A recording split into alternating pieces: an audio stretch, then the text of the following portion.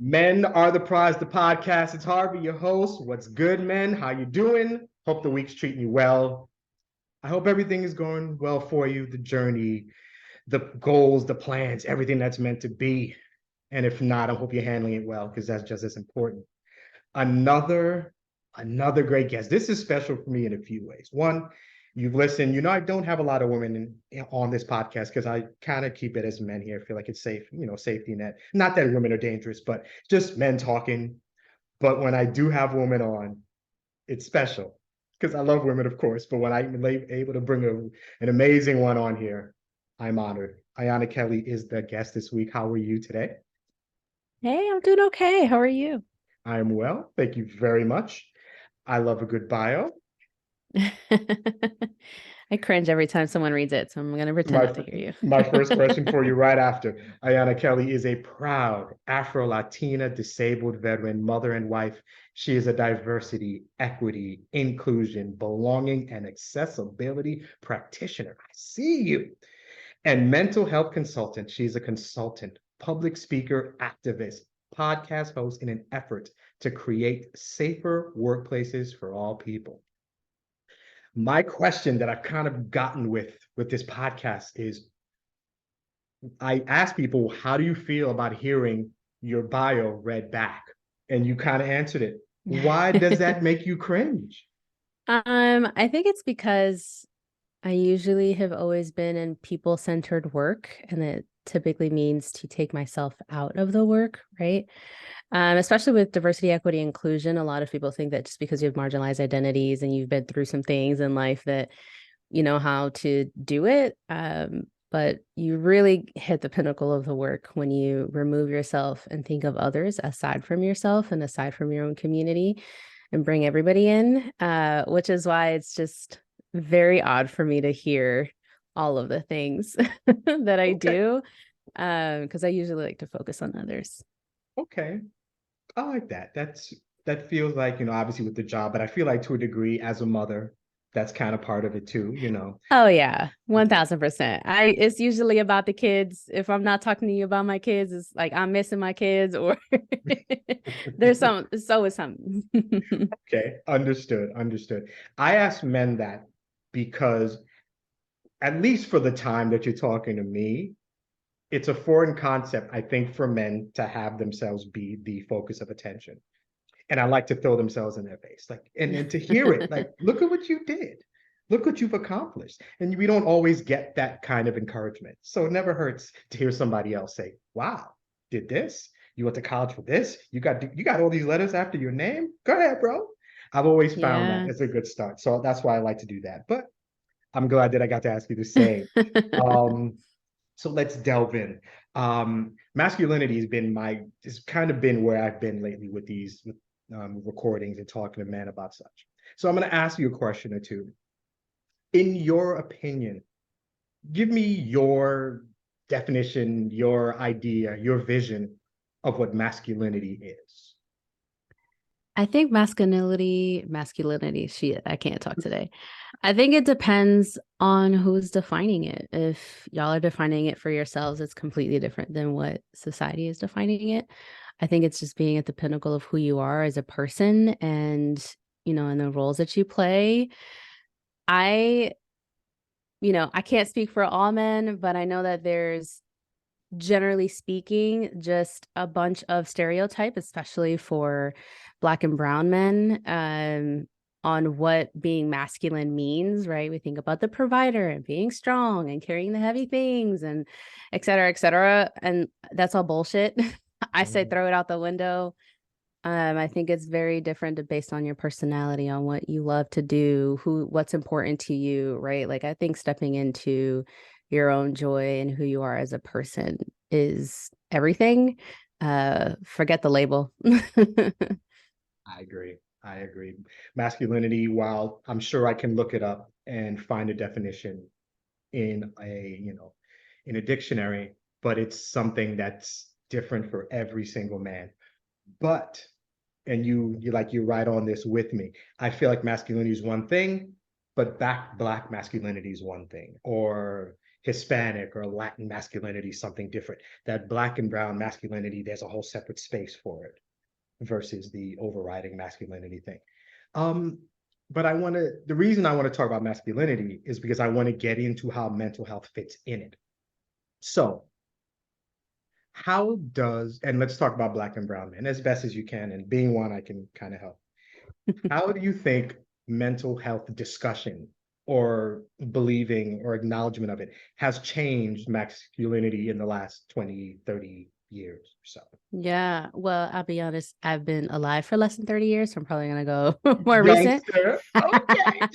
Um, but what I will say is that I think people are checking up on each other a little bit more and probably asking some tougher questions. I think that we don't necessarily phrase it as mental health, right? It's hey bro, I haven't seen you in a while. What's going on? Or you haven't been out the house in a while. Let me stop by, or let's go grab a drink, or whatever it is. So I think Black and brown men have been checking in on each other and talking to each other for the test of time. I think it's understanding what that means, right? Like if your homie isn't answering the phone or just completely withdrawing or something else, then that we have the capacity to say, oh, that's probably a flag. I should probably go check in on them, or something's going on, right? To kind of question it instead of just letting it ride and get to a point where it's unfortunate outcomes. I think a lot of what's going on these last couple of years, particularly as racial trauma comes up, it's staring us in the face. We don't have an option of saying, oh, I'm not going to deal with this. It's everywhere, right? It's in the news, it's on social media, it's in every conversation that we talk about. And I think it comes up, and I think it's been a blessing in disguise, I would say, because we're actually having the conversation more often, and we're really shining a light on some of the deeper issues that I think we've been facing for a really long time. You think we're more comfortable with it if we don't use the title? You think we're just like, I'm just checking in, I'm just good, but I'm not checking on my man's mental health? Oh You yeah, think? 1000%. Yeah, there's stigma associated with mental health, and it's not even just for Black and brown men or men in general. I think it's just overall there's a stigma that's associated with mental health. I think people forget that mental health is the same as your physical health. You go to the doctor, get checked out, right?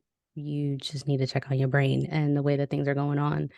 I think mental health in terms of language, like disorders and illnesses and crazy and the stereotypes that are associated with it, is what brings a negative connotation. So people just tend to steer clear altogether when everyone has mental health, right? Your brain needs to be healthy, and you're probably on that spectrum somewhere. Everyone shows up differently. I think people just get scared of like, oh shit, well, I'm not mental, I'm not fucking crazy, like we're right. But that's not the case. Like you don't have to be on the extreme to say, hey, today's just wasn't a good day, something impacted me, some got me feeling a certain type of way, right? Like that's okay too. That's all part of the conversation. No doubt, no doubt. In particular, and obviously you cannot speak for an entire sex, so I won't expect you to. Has how women see men, now that we are on our way to being more sensitive, more vulnerable, more emotional, how do women see men different? Is it good, bad, indifferent? Finally, what's the what can you tell me, maybe from your point of view? Yeah, I would say from my point of view, I think it's a sigh of relief. I think we've been wanting to see the vulnerability and the conversation and the softer side of men for a while. And now that we do get to see it, it's like, you're a full person. Like it grows the connection, I think, in whatever relationship, right? It could be significant other, friend, brother, whatever it is. Um, I don't necessarily see men differently. I would say it's about damn time is how I would phrase it. Um, and to some men out there who'd be like, oh, I don't want my lady to see me, vulnerable or crying or whatever it is. I always say that we love to see that, and we, actually think of you as a whole person and are glad to know that you can tap into that side, instead of pretending like you have no feelings at all. You just go and push it through, and you know what I mean? Like that causes chaos, that causes friction. But when you acknowledge it, I mean, there's a whole nother level of connection there that happens.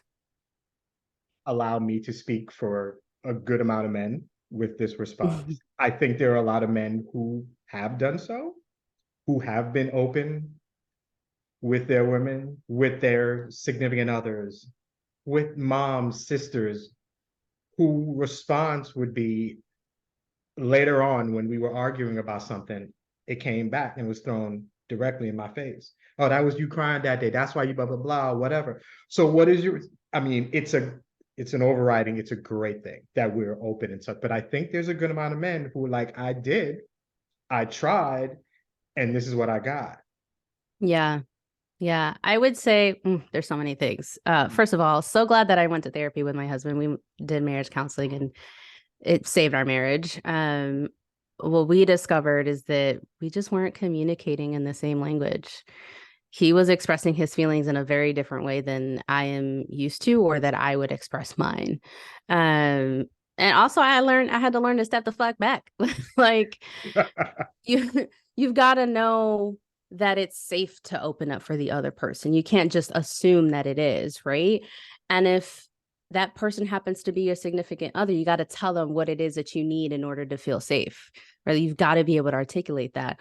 Historically, we don't have the language to say, hey, when I'm talking about this, I really want eye contact, and I don't want any other distractions, and I just need you to listen. I don't need a solution. I just need to be able to vent, right? That clarity is like, all right, I'm gonna sit down, I'm gonna listen to you. That's all you need, right?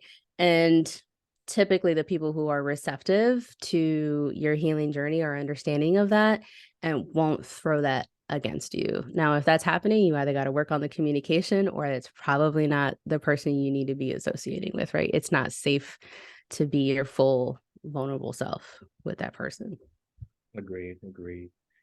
You say the word safe, and I've talked to different men, a coach, podcast, and safe. And you tell me if you think this is true or not. You literally may be the best person to maybe tell me where I stand, if I'm right or wrong. I really feel like the word safe has really two different connotations when it comes to men and women. For me, for women, in my humble opinion, safe is a literal definition. Can I make it to my car in that parking structure? Can I walk down the street without being heckled or catcalled or attacked? Versus a man, am I in a place, or do I know this person enough to just tell them what's going on? Am I safe enough with this man, with this wife, with this sister, mom, whatever? Mm-hmm. I feel like safe means different things for different people. And I feel men, it's going to be hard for me to break open and tell you what's going on. But you, my boy, I feel comfortable enough saying it to you. Mm-hmm. Is that a fair description? I mean, I think it's half right. I would challenge it and say that safe means different things in different scenarios. So, yes, if I'm out or I'm doing things, I'm going to think about, whether or not I'm safe getting in my car, or if walking alone, blah, blah, blah. But I also have concerns about my safety if I know that the person I'm talking to doesn't have the EQ required to have, an in-depth conversation about this particular trauma or vulnerability or feeling or whatever it is. I think we all feel both definitions of those. It just depends on what scenario we're talking about. Um, black men have faced a lot of violence. I mean, just historically and even recently. So I don't think it's necessarily accurate to say that men don't have to fear about their physical safety or in other scenarios, because that is absolutely the case. I think I'm not going to repeat it, so I'm not like reigniting racial traumas, but there's just so much that goes into that. I think it might just be subconscious, right? It's not at the top of your mind, but you're actively like, all right, I'm gonna pull over and, avoid contact with this particular vehicle that's passing by me, or I'm gonna stand in the corner and face the exit. Like there's plenty of things that happen that y'all do like automatically or subconsciously that is playing into you trying to keep yourself safe. So I think it works both ways. I think, yeah, that's the first time. I've said that to a few people. That's the first answer because I think my safety isn't something that I do. It's something that I am. It's just something that Mhm. yeah, so you're right. So I see a cop car in the rear view or passing by, I'm gonna check. Or if I see a car and I see a brother and he's been stopped, I'm gonna check. Not to say that if I didn't see a Mhm. white man, but there are things that I do that are innate, that are just I do, and I probably don't even think about it till long after I've driven by. Yeah, brother's okay. You know, Yeah. yeah, it's important. Safety, you're right, has so many different definitions, obviously to women and to men and to Black women or Afro-Latino women and Hispanic men or Black men. It's a small word with a monster definition. And Yeah. And it comes up in our mental health. I think our bodies are keeping track of this very like if you've never read it, the Body Keeps the Score is a great book, and it teaches you like how things are traced down throughout generations, and our bodies are carrying this trauma that our ancestors carried. That safety mechanism, it goes back to slavery and men having to be a certain way, especially Black men, right? You've been torn away from your families, and you've had to basically survive in a very specific way that still shows up today. We may not know explicitly what those are, but our behaviors, our innate behaviors, are indicators of those things. And so that might not be at the top of your conscious, but it is always in the back end, right? And so when a man then wants to break down and be vulnerable, you're already facing all the barriers, right? You're facing on, I've already had to protect myself today. I've already had to you're basically tearing back an onion. So by the time you get to the vulnerability, you're like, shit, I'm tired. I want to talk about this. I'm fine. I just want to relax. I just want to chill, right? That's how it shows up. Where as for a female, I'm like, I got all this stuff inside me and I need to let it out. I need to blurt it out, right? I need to talk about it. I need to like get it out of my system. And it's very different. And we don't realize that it's not just about what happened today. It's about all the things that we're carrying for our ancestors, for our people who came before us. so true, so true. You mentioned your husband and going to I guess couples therapy. Was that something that you learned there about the whole and it's something I think I'm working on, married 14 years too, where it's this conversation. Is this a session where I'm just going to listen? I'm going to solve? Is that something that came about through it, or is that something you kind of knew going into the marriage and the relationship? I'm going on 10 years.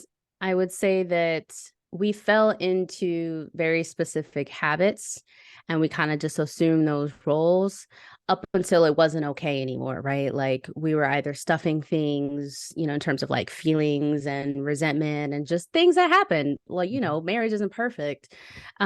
It took me or us being in therapy for me to acknowledge when I'm talking about things, I don't expect you to have a solution, right? Men are very logical thinkers and like, all right, you're telling me something, I got to fix it. What's the solution? Whereas, I just need you to listen. It's the active listening part that is actually going to make me feel a lot better than you like going out and figuring it out, right?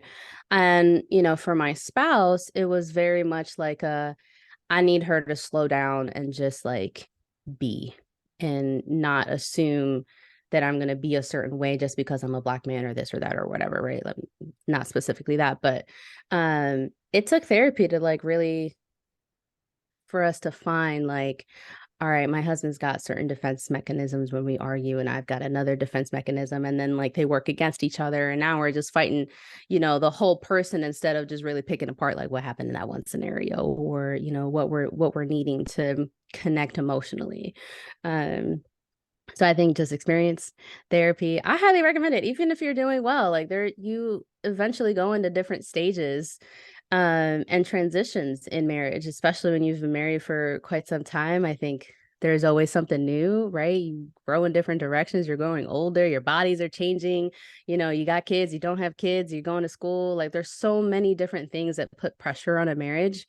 And, it's just helpful to have a third party to be like, let's break this down real quick. What does this really mean? What's really going on here? Mhm. Agreed, agreed. I'm going on 14 years and in marriage, obviously. And and shameless plug, but me and my wife, we do a podcast too. We talk about Black love, and that's our thing. And at first, I'm like, what do we have? We're past 100 episodes. At the beginning, like, what could we talk about? I mean, Mm-hmm. finances, infidelity, abuse, blah, blah, blah. That's 4 episodes. The season, it's done. What else are we talking about? We are Oh 100 no. plus episodes. No, there's so much more. And I Yeah. think one thing my wife said is that, I mean, obviously marriage changes you, but in particular, we're not the same person we were yesterday.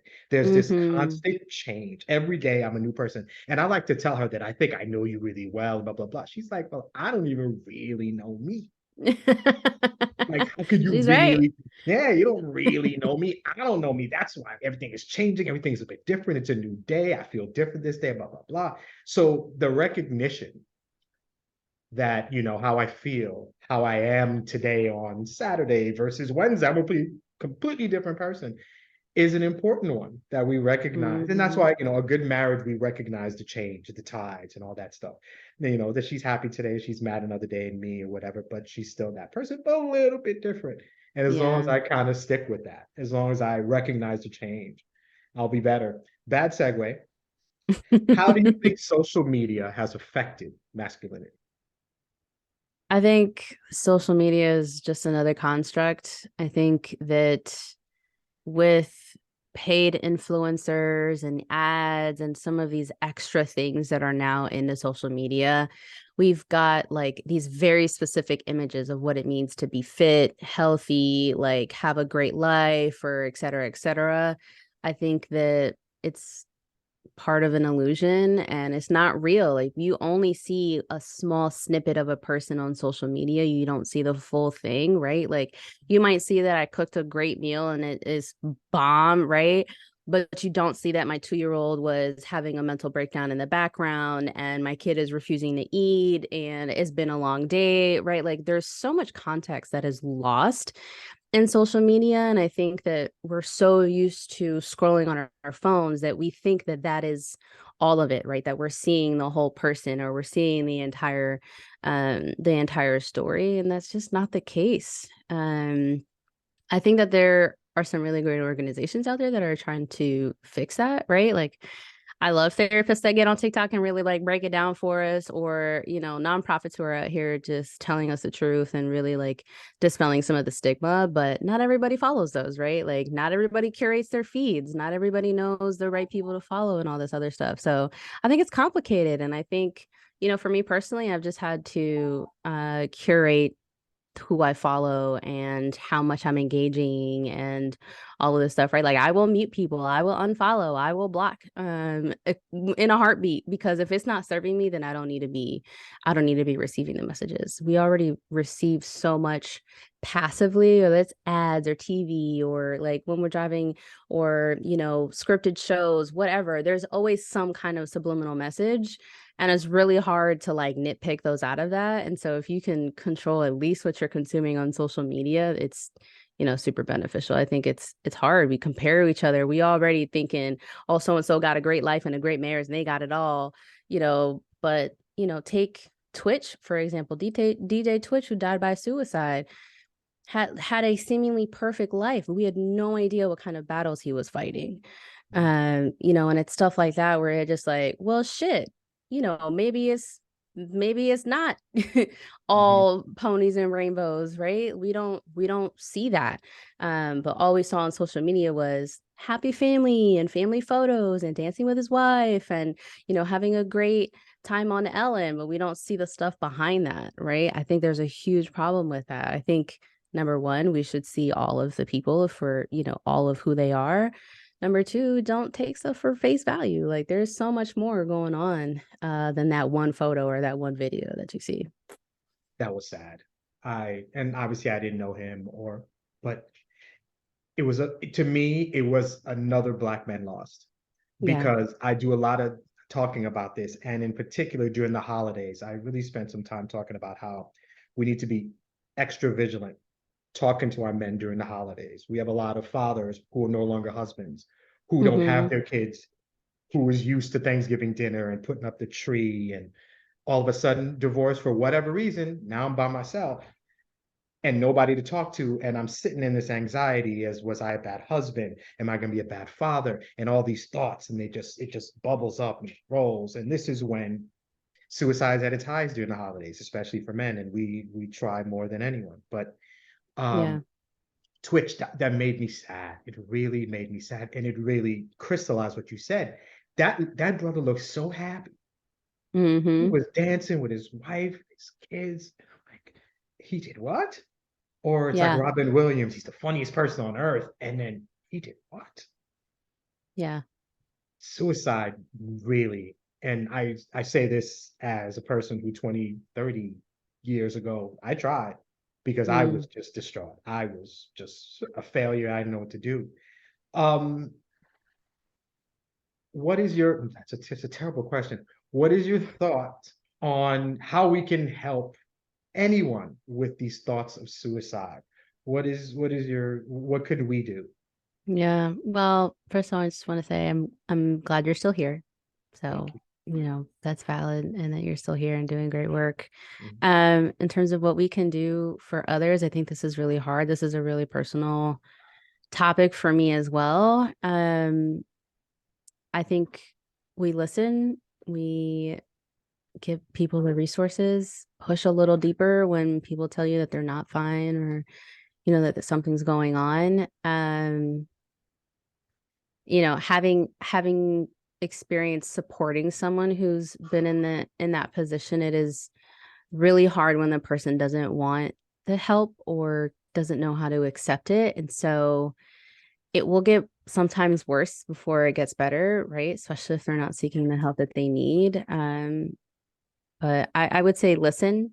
The Born This Way Foundation actually did a really great certificate. It's called the Be There certificate. It's completely free and it teaches you how to have these conversations with people and how to de-escalate certain things. And, it at least gives you the tools to have the conversation, especially when you're like really in the crisis of like, okay, this person is attempting, what do we do? That kind of thing, or even some of the early signs. So I think having the conversation, being willing to help, but know as the person supporting, it's also not all of yours to carry, right? Like you've got to know that a person is going to make their own decisions, and there's only so much you can do in certain situations. So you've got to strike a balance of trying to take care of the other person, but also finding the appropriate resources to help that person. Mhm. So when I do this podcast, and I obviously it's 99% men, and I talk to them and I'm kind of digging in. I'm trying to open up, and I ask two questions at the end of every episode. Okay. One of them I ask is, who do you have as a friend? Or do you have a friend who you could call right now and be like, bro, I did some really dumb shit, like stupid. I broke this girl's heart, or I smashed this car, or I lost this job. I did something. Do you have a person who you could talk to, who would listen, who wouldn't judge you, but would, and we're men, so we speak differently, who would just talk to you like, yes, that was dumb. Why you do that? But you could talk to, who could listen, and when you're done, you'd be fine. Do you have a friend who you could lay your worries at their feet? Yeah, And yeah. and we don't. A lot of That's men don't. That's so disappointing. It's actually like a recent study. I think the US Surgeon General did the study where like men are less likely to have friends or less likely to socialize. And most men only have like one other friend, if they do have one, that they talk to, which is really unfortunate. I think friendship is really great, especially when you like actually invest in the relationships. Mhm. um it doesn't have to be a significant other that you love, right? You can love your homies too, right? Like you Mhm. can invest in that. Go play ball, like go to a car show, do whatever y'all men like to do, right? Like just spend time, um and then normalize the conversation, right? Like somebody gonna have to speak up, so it's either you or them. But you're gonna have to talk eventually. Mhm. You might as well make it, a fruitful relationship, and stop being so lonely. Mhm. You said it's so easy. Just stop being lonely. Just stop it. I I'm one to talk. I be lonely all the time. Sometimes I'm like, you know what? I need to call a girlfriend because this is not good. So, and I hear you. And the more I talk to men, it's just kind of this continuous this pattern that I really found. A lot of men at first was like, no, I'm working, I'm taking care of the family, I'm doing this. And it kind of led into the second question, and you kind of went there already. And I would ask men, what do you do to self-soothe? What do you do for you? Not for the Mm, fam, not for your wife, not for work. When you need something, because life is hard. Life is hard for everybody. So there's no doubt about that. But as a man, we have different struggles and whatever. What do you do when life is just pushing down the stress, the struggle, whatever, all this? What do you do to get away? And you can't really get away from a hard life. But mm-hmm. what's your solace for like 2, 3 hours? And a lot of men, like they didn't have friends, they didn't have an outlet. What do Yeah. you do? Oh, I don't know. I don't have time to do anything. Really? Like you don't, Mm-hmm. oh, well, I don't ball because I don't have friends to ball with. Yeah. And Yeah. it's like, and that's the big thing. How important is it to you, do you think, to have an outlet, a hobby, something that is just for you? Yeah. I'm gonna say I'm still working on this in therapy.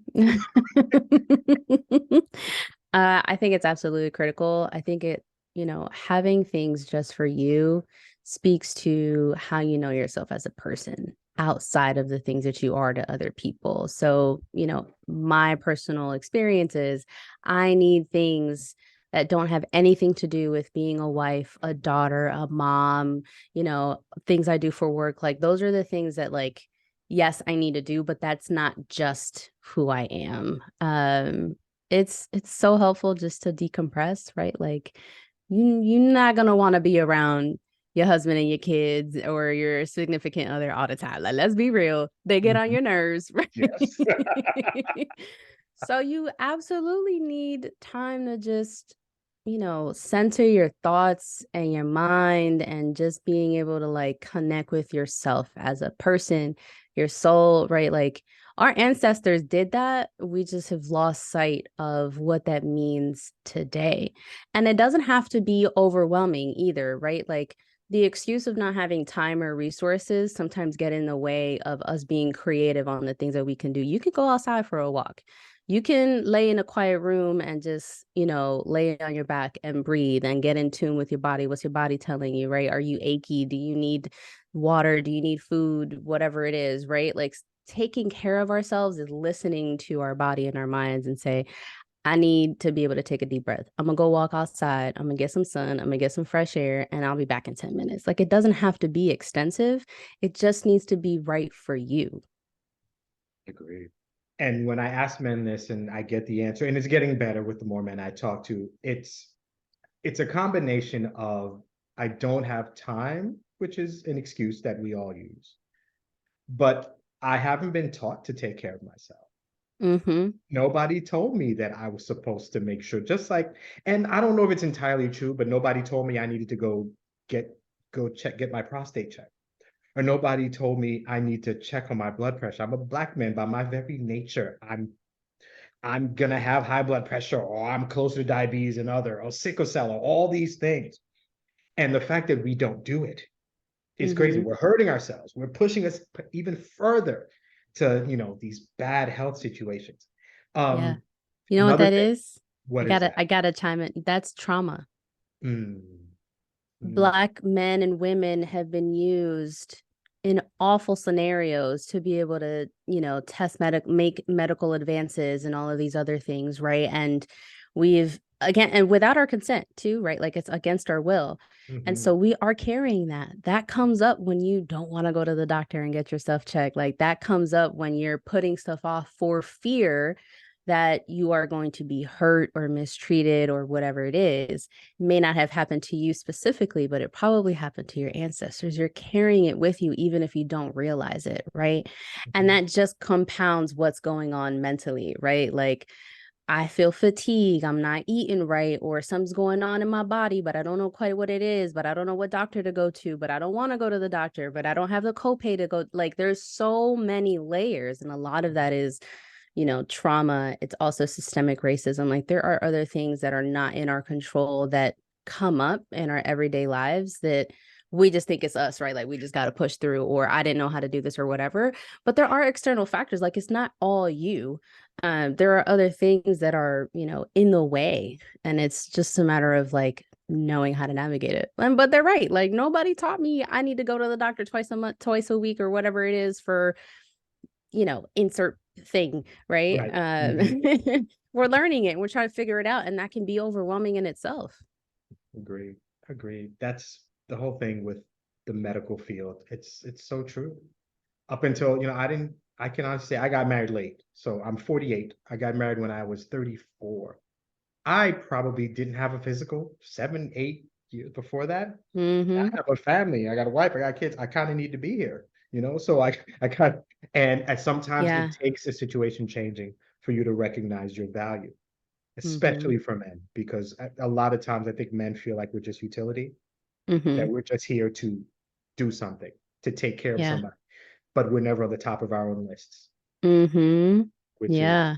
which is what I'm working on with And then talking. insert significant other who's doing the mental work to be like, he hasn't eaten today. I should probably make him a healthy meal, or he hasn't drunk water. Let me serve him something. Or like we're doing like mental and emotional, carrying of baggage in the back end. When to you it just looks like, oh, she cooked this bomb ass meal. I'm about to eat good, right? Like Right. there are so many nuances in just like your person knowing you haven't seen person, or that your back is aching or whatever it is, right? Like all of that is coming at play and it's exhausting. And then when you talking about why did you wash the dishes? I cooked for you, blah blah blah. There's so much more than just the dishes in that discussion. It's real. Oh no, you said that, and I just played a situation in my head. Like I felt like I knew, yeah, I didn't, yeah, my bad. Yeah, I didn't do that. Or we had some argument, and he really, what I thought the argument about was really not at all what the Mm-hmm. argument was about. Yeah. And what was I gonna ask? So social media, what I found is that, to kind of go back to social media, because that's where we were for a second. Yeah. It's a business now on telling men how to be men. Mm-hmm. It's a multi-billion-dollar business. Got a bunch of men who we know nothing about telling us that we need to be alpha men, or there's something wrong with being a beta man, or some sigma, like all kinds of stuff. It is amazing how much money can be made when you can tell me who I'm supposed to be. Yeah. And I feel like, I don't know, I don't know if it's entirely new, but it's kind of in my face now more. But is that something that women have been dealing with a lot longer? This, Oh, I think we've all been dealing with it. I think it's just in our faces now, right? Like it's just more accessible. Absolutely. For me specifically, like I've always been a curvier Latina, so I've always felt like I needed to be smaller, or I needed to bounce back after I had my kids, or I needed to have it all together. I need to be a breadwinner but also be maternal and be soft and all these other things, right? Like there's so many different messages that I'm receiving just from being on social media, right? I need to know how to cook every dish, and I need to do this and I need to do that. And I'm just like, that shit is exhausting, right? Mhm. Like I eventually just had to decide, look, I feel good in my own body. I know who I am as a wife, as a person, as a mom, and I know I'm doing my best and it's working for us. And I cannot accept, anyone else's expectations, right? I think it was Brene Brown in her podcast was like, expectations are disappointments waiting to happen, right? Yeah. Like you setting a certain expectation either for yourself or for others is gonna bound to end in disappointment, because you're probably holding yourself or others into like unrealistic standards based on some of the things that we're receiving partially from social media. A lot from social media, a whole lot. And Yeah. social media is just, I mean, I'm a man, so I think maybe because I'm just older and I can kind of see what's being said and what they're trying to get at. But I have daughters. I've got three of them. I've got a Mm-hmm. 13-year-old who's addicted to TikTok, Oh addicted. yeah. Yeah. And and you can kind of see she's being marketed beautifully. Like these people know exactly what to do, what to say to her. Like she's standing in the mirror doing these dances. And now she's trying these clothes on, and it's all this stuff. And I have an 18-year-old son, and it's do you have a son by any chance? I do. Yeah. Okay. Um, can I ask how old he is? He's 7. He's a youngin, 7 years Mm-hmm. old. Yeah. Do you have has with life and how times I guess are changing and what's kind of now in our face, is it going to change how you raise them? Well, I think my husband and I have been working on breaking some generational traumas. So I think we've already started shifting how we're raising our kids. Mhm. I would say social media is even like more so pushing us to talk about certain things sooner. Um, my son doesn't have a phone or like doesn't have access to social media, but we do let him watch like the YouTube kids, right? And like they'll watch like the gamers and things like that. They're like, talking as they're gaming, which I don't understand. I don't find it interesting, but he loves it. So be you, son, right? But to a certain degree is exposed to conversations and, things come up and expectations, right? Like it's again subliminal messaging. So it is about making a conscious effort of like, hey, we don't use this language in the house, or you're going to notice that people treat you differently, or you're going to notice that, some people will have a problem with the way that you look or your skin color or this or that, right? Like it's much more, pressure in terms of like they're going to receive this messaging somewhere else. And we want to do the very best we can to number one, get ahead of it and making sure that we're having conversations as a family before he gets it elsewhere, right? Like the best way I can explain it is like I knew my son's school was going to do something for Martin Luther King Jr. Day. And so I bought my son like all the history books about just Black history and we read it at home. And so by the time he got to school, he was like, Mom, they didn't talk about this. They didn't talk about that. Da, da, da, da. Like he's already pointing out the differences. And like he knows when I'm talking about it, he was like, Mom, this sounds like something you would say, right? Like always talking about Black liberation and like our full history. And like while he's young, he still is very smart and knows some of these concepts. Um, so I just make it a point to be loud about it at home and that we can talk about it here versus him going on social media or going somewhere else, and receiving these messages and only believing that side of things. Okay. As we wind down here, I ask fathers, in particular fathers who have daughters, this question. Mm-hmm. And I ask it, and I'm going to kind of turn it around to a mom with a son in a second, but I ask men who have daughters this question. If I was able to talk to your daughter, how would she describe her daddy to me? And the reason Mm, I ask that is because it takes a second. Like, what would my child think about me? And you can really tell what men value, what they think are important about themselves, because yeah. we're gonna project that into what our child's gonna say. My daddy, she would say that I'm funny or that I'm strong or blah blah blah, whatever. I think a lot it kind of tells me about him, because if I can hear Mm, him think what thinks somebody else is going to describe about him, it tells me a lot about the man I'm talking to. So yeah. if I was able to speak to your son and ask him, what's your mommy like? What would he say? I'm gonna say you're not gonna Jedi mind trick me because I actually have this conversation with my son, so I know what he would say. Okay. You're not gonna catch me slipping. Um, um, I think that he would say I'm playful and I participate in things with him. Like I see him as a person and respect him as a person. He's not just my son. I would say that I'm usually the one who provides the space for him to about his feelings and normalize it. And when he is in a little bit of a panic or a heightened emotional state, it's usually me who he comes to, like, hey, let's breathe it out, or mom, I need a second, or I need space, or whatever it is. I'm usually the one to help support that. We play games and we're funny and we try to keep a balance between like, hey, let's have some real conversations and like let's just have a good time, right? Let's just go do things. Um he's probably going to say that he's like I'm probably his favorite travel partner. We love to travel as a family, and so that's one of the things that he'll probably say. So, yeah, I think that's a pretty good mix of things. Yeah. That's good.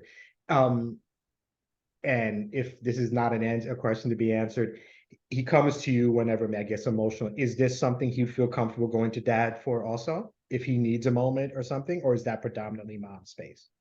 That is predominantly my space. And so what I've done is make a conscious effort of like when we are in a heightened emotional state, we'll do it as a family, so that he normalizes, like, okay, dad is also part of this conversation. Okay, my parents are both working together to try to help make me feel better. Um, but yeah, it's a work in progress. I don't want to speak for my husband, but he's very much still on this journey on trying to figure things out, as most men are. But yeah, it has been my space. I've also done a lot more therapy work, and a lot of, like, I literally sit in people's feelings a lot of the days. So I've developed the ability to, like, just being able to, navigate those a lot easier. Um, but yeah, it's a work in progress. That's it. I think life in general, everything, we're always trying to get somewhere, always trying Yeah. to figure out what this feeling is or what it means or how it affects somebody else, especially when you're a parent or in the work Mm-hmm. that you do. We're just trying to make it through in this Yeah. life. Amen. It's this continuous struggle of being while trying to be respectful of the people around us. Yeah. My last question, and thank you so much for giving me of your time and talking to me. I so Yeah. appreciate it. Um, at the end of last season, the first season, I ended it with women just saying positive affirmations for men. So it's like maybe 20 minutes. And I asked women to just say something positive for men about mental health, about anything. Mm-hmm. So if I could kind of, let's go back. If I could ask you to give me some words of wisdom to the men out there who are struggling with figuring themselves out or with struggles with their mental health, with anything, what would you say to men from you as just a nice, a positive set of words for men? Yeah. Oh, that's so powerful. I almost want to get emotional. I'm not gonna do it. I'm gonna reserve that because I think this is really important. Uh, Second, to just acknowledge that I see you. You are whole. It's okay if you don't have all the answers. I would say that to keep on going, right? You matter, even if it's just for yourself. I would also say that we can't be here without you. Um, I think you are far more important than what you think you are. Um, Kids are watching, even when you don't think that they are. They are consuming everything. So be what you always needed, even if it takes you a lifetime to work on that and to figure it out. Those baby steps really, really make a difference. And it's probably talking to the fathers out there, but even if you are an uncle, a brother, or whatever, people are watching, and you are probably the core of a lot of different places. So make sure you take care of that, so that you can flourish and give off that energy to others. Thank you. I appreciate that. That episode was very much that vibe. I know as a man, I go through life and there's nothing that breathes life into me more than my wife just saying, wow, good job. Look what you did. I'm so proud of you. It's remarkable. A few Yeah. words when that person says something to you, and we men, we don't always get it. So when we do, we hold on to that for a long time. A compliment for men tends to be rare. And when it comes from somebody who we know cares about us, it's even more powerful. Yeah. So I it's don't mean to switch the tables, but how do you react when your wife gives you a compliment? Like, what do you say or what do you do? it's I I gotta say, before I started doing this, I probably like, yeah, thank you. I appreciate it. But the Mm-hmm. more I talk to men and realize that and recognize how rare it is and how I compliment men, I make it a point to do that because it's so rare that I'm like, brother, you look good. I was, I was at the gym earlier. I'm like, man, what kind of weight you putting up, bro? It's little things like that. So now Yeah. it means something. That's the mother of my kids. That's like the Mm-hmm. center of my life. It's, I don't glow, but if I did, those are the moments that I would. Yeah. It means something. Wow, thank you, baby. And I'm good for the day. I can honestly tell you. My wife said something morning. I like the way that shirt. So you look a little thinner, bro. I see it in the shoulders. That's it. I can take on the world right now. It's Yeah. over. It's so important. Yeah. So that I know that's how I respond to a good compliment. And it's not as rare for me. My wife is good with that.